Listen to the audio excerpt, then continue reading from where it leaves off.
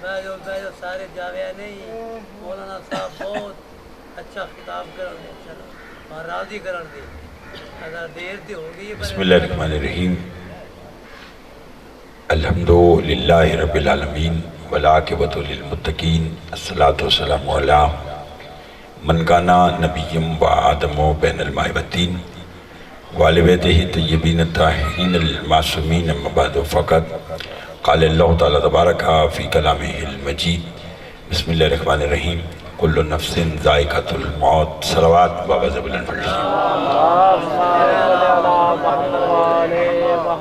دو گاؤں پروردگار عالم ہم سب کا اس فرشدہ پہ بیٹھنا اپنی بارگاہ میں قبول منظور فرمائے بانی مجلس کے مولا دلی مقاصد پورے فرمائے اس پر دربار سے کوئی خالی دامن نہ جائے اس ذکر پاک کا جو ثواب وہ مرحوم چودھری اکبر صاحب کے نام احوال میں درج فرما مرحوم کے درجات بلند فرما جوار معصومین علیہ السلام میں جگہ عطا فرما ہماری لاکھوں دعاؤں کی دعا ہمارے وارث کا ظہور جلد فرما ہمارے امام کو ہم سے راضی فرما ایک صلوات بآواز بلند پڑھ لیجیے ایک درود اور بآواز بلند پڑھ لیجیے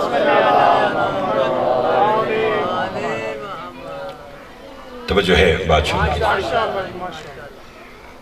میں اپنے بھائی جناب سپلین صاحب کے کہیں پر حاضر خدمت اور راستے میں روڈ بلاک تھی جس وجہ سے تھوڑی سی دیر ہوئی اور میں بھی وقت سے تھوڑا لیٹ ہو چکا ہوں تو چند لمحات میں وہ باتیں کہنا چاہتا ہوں جو آپ کے دل میں اتر جائیں آج کی گفتگو کو سماعت کیجئے گا حضور پروردگار عالم کلام مجید میں ارشاد فرما رہا ہے کل نفس ذائقۃ الموت ہر نفس نے موت کا ذائقہ چکھنا ہے یعنی جو بھی اس دنیا میں آیا ہے اسے اس دنیا سے جانا ہے دیکھنا یہ ہے کہ جو شخص دنیا میں آیا جب وہ دنیا سے جا رہا ہے تو وہ کیا لے کر گیا توجہ ہے آپ صاحب تھوڑا سا بس میرا ساتھ دیجیے گا میں حضور سے پہلے کی ایک بات کہہ کر اور اپنے شیعہ سنی دوستوں کے سامنے آج کا نتیجہ پیش کرنا چاہتا ہوں سورہ ملک میں پروردگار عالم نے ارشاد فرمایا کہ تبارک الذی بیدہ الملک بابرکت وہ ذات جس کے قبضہ قدرت میں تمام جہانوں کا نظام ہے وَهُوَ عَلَىٰ كُلِّ شَيْءٍ قَدِيرٌ وہ ہر شے پر قادر ہے کام کیا کیا الذی خلق الموت والحیات اس نے موت اور حیات کو خلق کیا کیوں کیا لیبلوکم ایکم احسن عملا وہ یہ دیکھنا چاہتا ہے کہ تم میں سے آسن عمل کرنے والا کون ہے پہلی بات اللہ نے حضور موت کا تعارف کروانے سے پہلے جب اپنا تعارف کروایا تو یہ کہہ کر کروایا کہ تبارک الذی بابرکت ہے وہ ذات یعنی موت اگر کسی سخت شے کا نام ہوتا تو اللہ کبھی تبارک الذی کہہ کر تعارف نہ کرواتا بلکہ وہ کہتا کہ وہ کتنا جبار ہے وہ خدا کتنا قہار ہے وہ خدا کہ جس نے موت کو بنائے نا اس نے بلکہ کہا کہ بابرکت ہے وہ ذات اس کا یہ بابرکت کہہ کر موت کا تعارف کروانا اس بات کی دلیل ہے کہ موت کسی زحمت کا نام نہیں بلکہ موت ایک نعمت کا نام ہے اور جب قرآن کے وارثان سے پوچھا گیا کہ مولا موت کیا ہے تو امیر المومنین علی ابن ابی طالب علیہ السلام فرماتے ہیں کہ ہم محمد و آل محمد کو کوئی فرق نہیں پڑتا موت ہم پر آ پڑے یا ہم موت پر جا پڑے فرمایا دونوں صورتوں میں نقصان موت کا ہے نعرہ تکبیر اللہ نعرہ رسالت نعرہ حاضری آواز بلند صلوات اللہم صلی اللہ محمد و آل محمد توجہ ہے آپ سب پیچھے بھی بیٹھے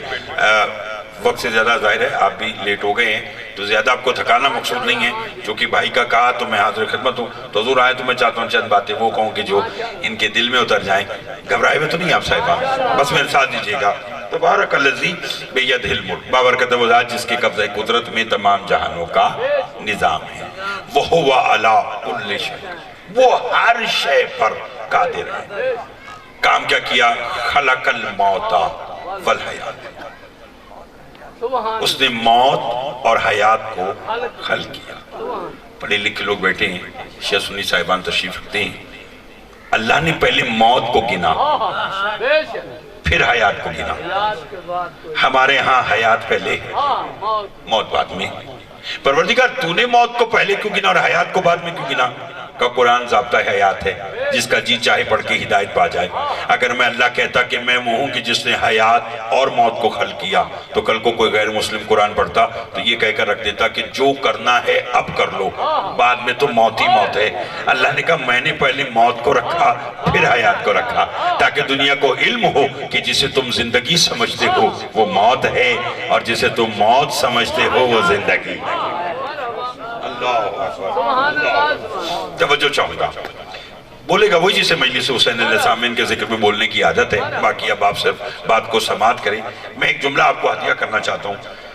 اللہ جسے حیات کہہ رہا ہے ہم اسے موت کہہ رہے ہیں، بے شک اور اللہ جسے موت کہہ رہا ہے ہم اسے حیات بولیے حیات کہہ رہے بھئی. وہ کہتا ہے کہ جسے تم زندگی سمجھتے ہو وہ موت ہے، اور جسے تم موت سمجھتے ہو وہ حیات ہے. وہ حیات ہے. یعنی جو ہماری نگاہ میں موت ہے اس کی نگاہ میں وہ حیات ہے. سبحان اللہ سبحان اللہ. جملہ کہہ دوں؟ مولا امیر علیہ السلام کا ایک فرمان سناؤں. مولا فرماتے ہیں کہ لوگ سو رہے ہیں، مر جائیں گے تو بیدار ہو جائیں گے. آئے آئے آئے آئے. پتہ نہیں کسی بات سمجھ میں آئی ہے اور کون کتنا بولے گا. جسے بولنا آتا ہے بس ذرا سا تھکاوٹ کا احساس نہ کیجیے گا تو ابھی اور لطف آئے گا. سلطان بھائی، یعنی امیر کائنات فرمانے کہ دنیا سو رہی ہے، مر جائیں گے تو بیدار ہو جائیں گے، جاگ جائیں گے. موت والحیات، موت کو خلق کیا اور حیات کو. اسی پہ راضی رہیے گا. کیا اللہ نے کائنات میں سب سے پہلے موت کو خلق کیا یا کسی اور شے کو خلق کیا؟ آئے آئے توجہ چاہوں گا. جملہ نتیجہ آج کا بڑی مہربانی. ماشاءاللہ یہ سرکار کا فرمان ہے اول ما خلق اللہ نوری. سبحان اللہ. اللہ نے، اسی طرف مجھے بانیان کی طرف سے بھی اشارہ ہے تو دو جملے آج کے سماعت کیجیے گا. اللہ نے مجھ محمد مصطفیٰ صلی اللہ علیہ وآلہ وسلم کو سب سے پہلے خلق کیا. بے شک بے شک. کسے خلق کیا؟ اول ما خلق اللہ نور. میں نے یہ نہیں کہا کہ اللہ نے پہلے محمد کے نور کو خلق کیا. محمد کے نور کو خلق کرتا تو نور کی تخلیق پہلے ہوتی. ہائے ہائے نہیں سمجھے. جو کچھ نور ہے محمد ہے. سبحان اللہ. اس نے کہا میں نے سب سے پہلے اپنے محبوب کو خلق کیا. بے شک. یہ رسول کا خود فرمان ہے اول ما خلق اللہ نور. سب سے پہلے اس نے مجھے بنایا. بولیں گے تب بھی یہ بات ہے کہ نہ بولیں گے تب بھی یہ بات ہے کہ موت مخلوق، بے شک. زندگی مخلوق. سرور انبیاء اول مخلوق. مرحبا مرحبا. پھر سرکار کی حدیث ہے اولنا محمد و اوسطنا محمد و آخرنا محمد و کلنا محمد، کہ ہم سب کے سب محمد ہیں. موت مخلوق، زندگی مخلوق. یہ 14 اول مخلوق. سانس لینا زندگی کی علامت ہے، سانس کا اکھڑ جانا موت کی نشانی ہے. یہ 14 ہیں موت اور حیات سے پہلے کی. یہ کس زندگی میں زندہ تھے. آواز قدرت ان کے بارے میں فیصلہ کرنا تو پہلے دیکھ میں اللہ کون ہوں. میں وہ ہوں جسے نہ نیند آتی ہے نہ اونگ آتی ہے، جس زندگی میں خود زندہ تھا اسی زندگی میں انہیں زندہ رکھا. موت نہیں تھی یہ تھے، حیات نہیں تھی یہ تھے. موت نہیں ہوگی یہ ہوں گے، حیات نہیں ہوگی یہ ہوں گے. اگر سب بولے تو میں سلطان بھائی ایک کارواں بنانا چاہتا ہوں. کائنات عالم میں کچھ نہیں تھا، سب سے پہلے اللہ، پھر کچھ دیر کے بعد 14، پھر موت، پھر حیات. پھر جس نے اچھے عمل کیے جزا میں جنت، جس نے برے عمل کیے سزا میں دوزخ. پہلے اللہ ہے، پھر 14 ہیں، پھر موت ہے، پھر حیات ہے، پھر جنت ہے، پھر دوزخ ہے. آج معلوم ہوا کہ میرا اور آپ کا علی مولا ہر نماز پڑھنے کے بعد کیوں کہا کرتے تھے پروردگار گواہ رہنا. علی تیری عبادت اس لیے نہیں کرتا کہ تیری جنت کا لالچ ہے، نہ اس لیے کرتا ہے کہ تیرے دوزخ کا خوف ہے.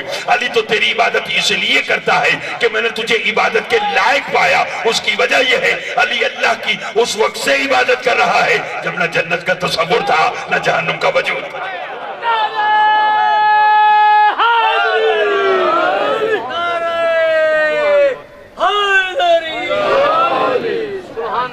توجہ ہے آپ صاحب؟ بڑی مہربانی. گھبرائے ہوئے تو نہیں آپ صاحب؟ تھوڑا سا اور میرے ساتھ جی گا. جب نہ جنت کا تصور تھا نہ جہنم کا وجود تھا. ایک جملہ اور کہنا چاہتا ہوں میں، اس سے بڑا جملہ میرے پاس مرحوم کے درجات کی بلندی کے لیے نہیں ہے. مالک مرحوم کے خاندان کے پسماندگان کو صبر جمیل عطا فرمائے. سلطان بھائی، شریعت مصطفیٰ صلی اللہ علیہ وسلم ہم تک پہنچی تو ہمیں علم ہوا کہ نماز پڑھنی ہے، روزہ رکھنا ہے، حج کرنا ہے، حلال و حرام کی تمیز کی. کب؟ جب نبی نے آ کر ہم تک شریعت کو پہنچایا. ایک جملہ کہنا چاہتا ہوں، میں کائنات کی خلقت کے بعد نبی کے فرمان کے بعد عبادت کروں اور مجھے ملے جنت. توجہ. اور علی علیہ السلام خلقت کائنات سے پہلے اللہ کی عبادت کرے اور اسے بھی ملے جنت، تو پھر فرق کیا ہے؟ ہائے ہائے. دعوت فکر ہے، بول سکتے تو بولیے گا. بھئی وہ کہہ رہا ہے علی علیہ السلام کہ میں نہ عبادت نہ جنت کا لالچ نہ دوزخ کا خوف. عبادت بھی اس وقت کر رہا ہے کہ جب کچھ تھا ہی نہیں. ہائے ہائے. سب بولو گے تو لطف آئے گا، سب بولو گے تو لطف آئے گا. بس دو جملے آج کے اور سنیے گا. علی بھی عبادت کرے اور جنت، اور آج میں اور آپ عبادت کریں تو بھی جنت. تو پھر فرق کیا رہا؟ کوئی فرق نہیں نا. تو اس کا مطلب ہے کہ کوئی فرق ہے. سناؤ، جس نے خلقت کائنات کے بعد شریعت مصطفیٰ کے بعد عبادت کی اس کو ہے جنت، اور جس نے خلقت کائنات سے پہلے عبادت کی اس کے بارے میں رسول نے بس میں بیٹھ کر کہا تھا، یا علی انتا قسیم النار والجنہ، تو جنت اور دوزخ کا تقسیم کرنے والا.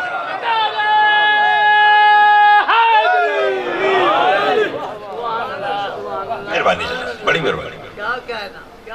اور بولنے تو ایک اور جملہ کہوں. جب اللہ نے اپنے محبوب اول، ہائے ہائے، خلق اول، خلق اول، سبب وجود کائنات احمد مصطفیٰ محمد مصطفیٰ صلی اللہ علیہ وآلہ وسلم کو جب بنایا نا، لطف لیجیے گا.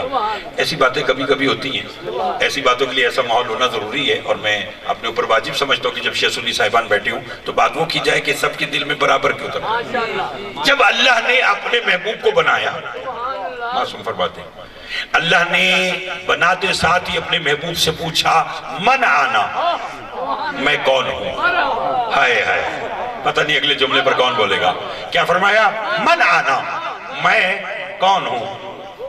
فوراً رسول نے کہا، انت اللہ، تو اللہ ہے. ہائے ہائے ہائے، نہیں سمجھے آپ صاحبہ، نہیں سمجھے. کیا کہا؟ من آنا، میں کون ہوں. رسول نے کیا کہا؟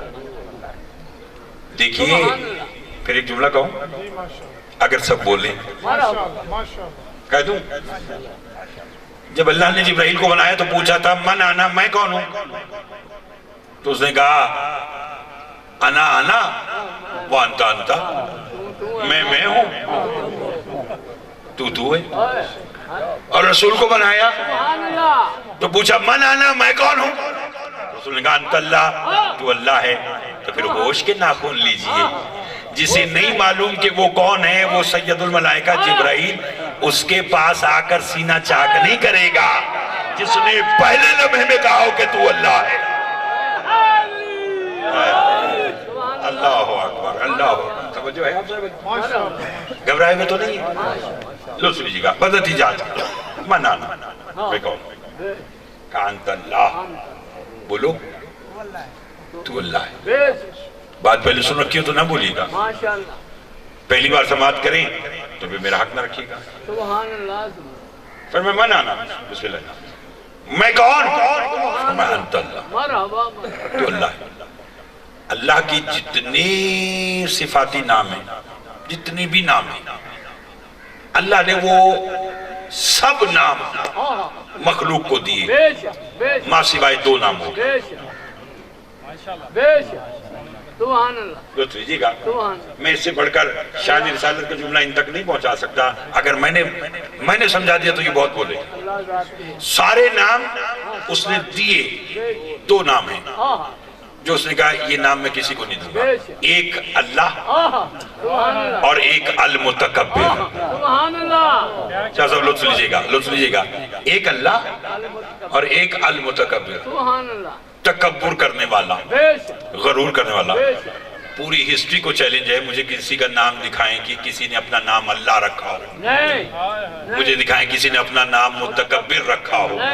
ہائی بھی ملتا ہے, نام قیوم بھی ملتا ہے, جبار بھی ملتا ہے, غفور بھی ملتا ہے, رحیم بھی ملتا ہے, رحمان بھی ملتا ہے. توجہ ہے آپ صاحبان کی, ایک اللہ اور ایک متکبر. کیوں جانتے ہیں؟ چونکہ رسول نے سب سے پہلے کہا تھا انت اللہ, تو اللہ ہے. اللہ نے کہا یہ نام مجھے میرے محبوب نے دیا. آئے آئے آئے, ذرا دیکھیے تو صحیح شان رسالت. فرمایا اس نام کا میں کسی کو مالک اور وارث نہیں بناؤں گا. لطف آیا.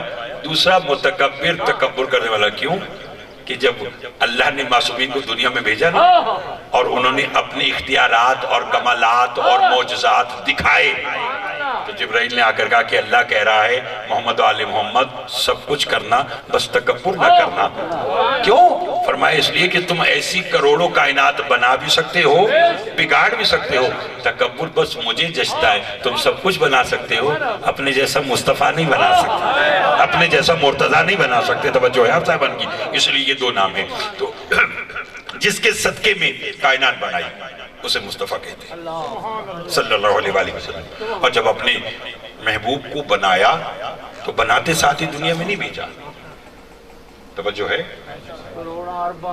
پہلے سوا لاکھ انبیاء کو اپنے محبوب کے استقبال میں بھیجا, پھر اپنے رسول کو بھیجا, اور بھیجتے ساتھ ہی اعلان رسالت نہیں کروایا, بلکہ پہلے 40 سال مخلوق سے اللہ نے اپنے محبوب کے کردار کی رسالت دی.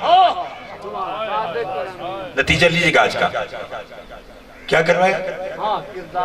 وگرنہ رسول کا خود فرمان ہے کنت نبیا وآدم بین الماء والطین, میں اس وقت بھی نبی تھا جب ابھی آدم بن رہا تھا. بات ہے غور کرنے کی. اگر ابھی غور کریں تو ابھی کیجئے گا, ورنہ جب کبھی یاد آئے تو غور و فکر کریں اور کسی نتیجے پر پہنچے تو میرے حق میں دعا کیجئے گا. حضور رسول نے فرمایا کنت نبیا وآدم بین الماء والطین, میں اس وقت بھی نبی تھا جب ابھی آدم بن رہا تھا. سبحان اللہ. رسول اس وقت بھی رسول تھے جب ابھی آدم کا وجود نہیں تھا. تو پھر معذرت کے ساتھ پہلا نبی آدم تو نہ ہوا. آئے آئے آئے, توجہ ہے آپ صاحبان محترم کی. گھر جا کر سوچئے گا, آدم کو بھیجا پہلے ہے, بنایا سب سے پہلے اپنے محبوب کو. تو بھیجنے کے بعد 40 سال پہلے اس کا کردار مخلوق سے منوایا, اور کردار ایسا منوایا کہ جنہوں نے کلمہ نہیں پڑھا, کوئی صادق کہتا ہے, کوئی امین کہتا ہے, اور اگر بولیں تو آپ نے ایک بات آدھی سن رکھی ہے, کہیں تو میں آج آپ کو مکمل سناؤں. آپ نے اکثر سن رکھا ہے کہ رسول نے کفار سے کہا تھا کہ اگر میں تمہیں کہوں کہ پہاڑ کے پیچھے فوج ہے تو تم وہاں جاؤ, توجہ چاہو گے, مان لو گے کہ پہاڑ کے پیچھے فوج ہے. انہوں نے کہا مان لیں گے. رسول نے کہا فرض کرو اگر تم وہاں جاؤ تمہیں وہاں فوج نظر نہ آئے پھر کیا کرو گے. انہوں نے کہا 40 سال تیرا کردار ہمارے سامنے ایسا ہے کہ ہم وہاں جائیں اور ہمیں فوج نظر نہ آئے تو ہم سمجھیں گے کہ ہم اندھے ہو گئے, تو سچ کہہ رہا ہے. ایسا کردار منوانے کے بعد زبان پر مہر لگائی ماین, یہ نطق بھی نہیں کرتا کب تک جب تک وہی نہ ہو جائے. یہ وہی کہتا ہے جو وہ کہتا ہے. اگر اس جملے کو دنیا سمجھ لے تو کسی اختلاف کرنے کی ضرورت ہی نہ ہو. ایسا ہے کہ نہیں؟ کیونکہ رسول نے کہا کہ میں اپنے پاس سے کچھ نہیں کہتا, اللہ کہہ رہا ہوں. یہ نطق بھی نہیں کرتا. اب یہ ایک الگ بحث ہے اور اس کے لیے وقت چاہیے, اور جو وقت ابھی ہے نہیں, چونکہ کافی دیر پہلے ہی آپ لوگوں کو بھی ہو چکی ہے. تو نطق اور ہے, کلام اور ہے. یہ نہیں کہا کہ یہ کلام نہیں کرتا. توجہ ہے آپ صاحب, گھبرائے ہوئے تو نہیں؟ مہربانی, شکریہ. یہ کلام کی بات نہیں کی. کلام اور ہے. کلام کرنے کے لیے پہلے آپ کا پھیپھڑا ہوا بھرتا ہے, پھر آپ کا ذہن الفاظ کا ساتھ چناؤ کرتا ہے, پھر وہ الفاظ زبان پر آتے ہیں, پھر زبان تالو سے جا کر لگتی ہے, پھر کلام ہوتا ہے جب لب ہلتے ہیں. کتنا لمبا پروسیجر ہے, اس کے بعد کلام ہے. نطق کیا ہے کہ بس آپ کی یہ حالانکہ نہیں, یہ جو تالو کے ساتھ ٹکراتا ہے یہ نطق ہے.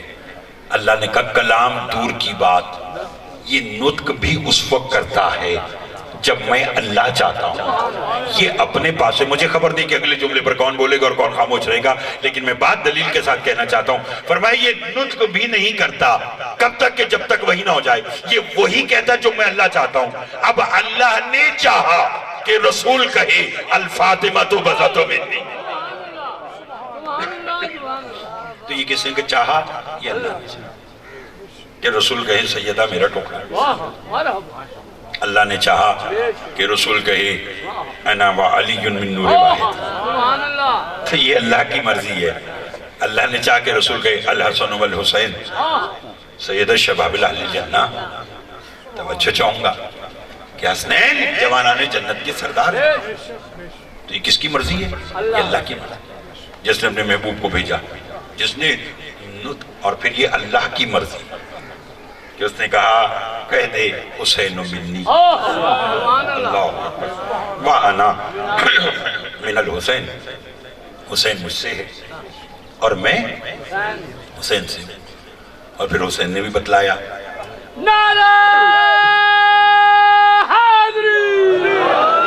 توجہ چاہوں گا, حسین منی وَأَنَا من الحسین, حسین مجھ سے ہے اور میں سبتن بھائی حسین سے.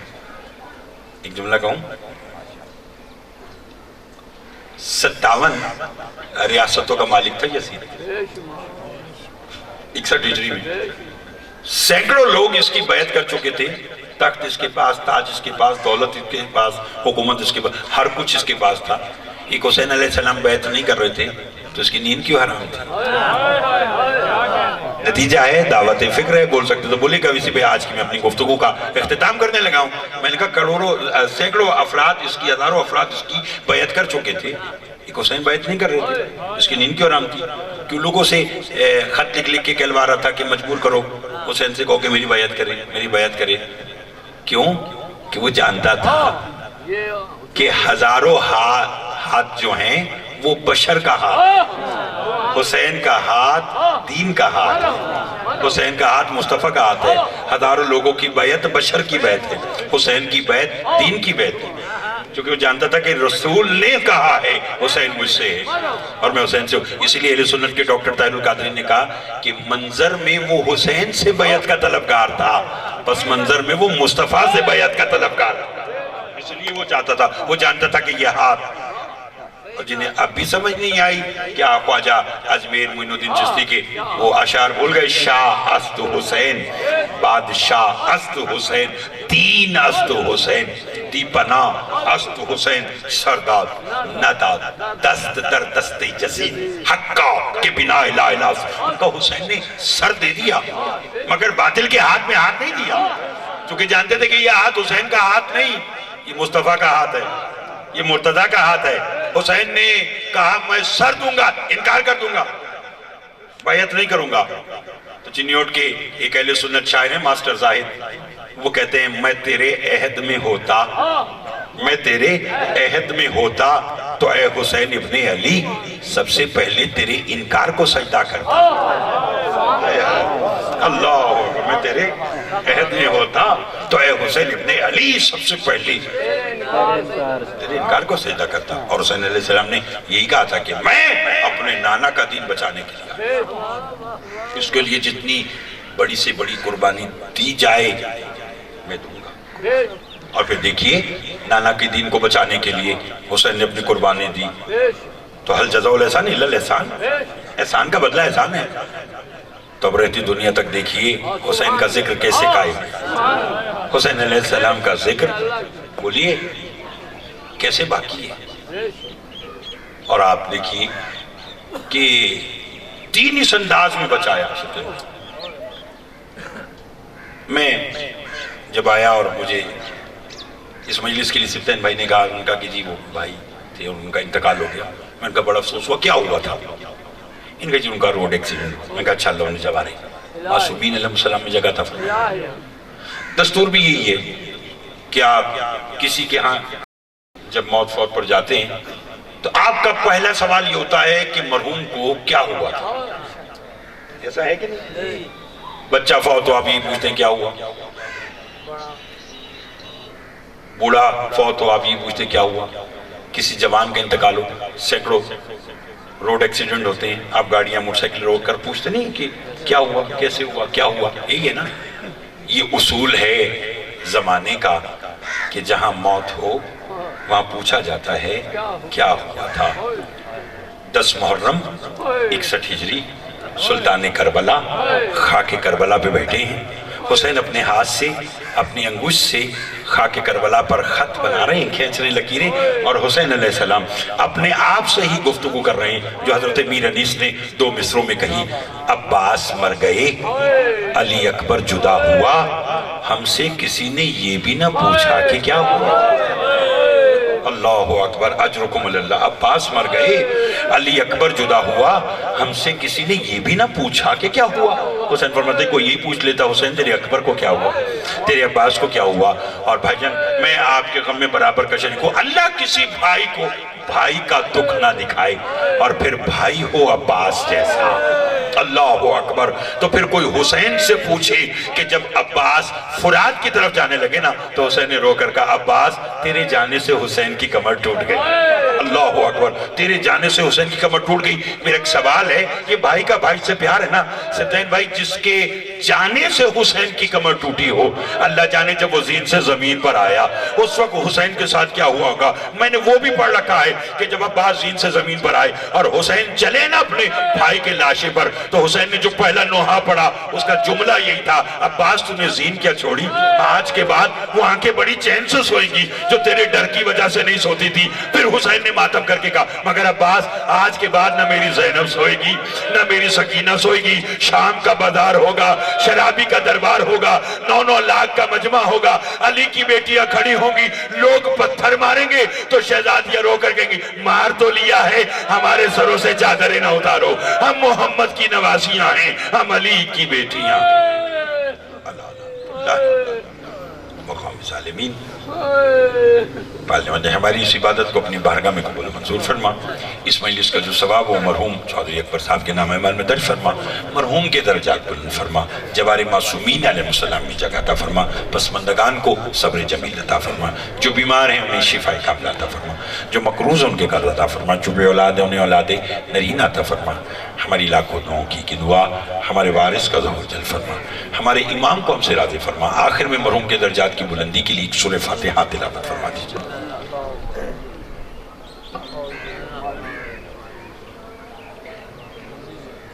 صراط الذین انعمت علیہم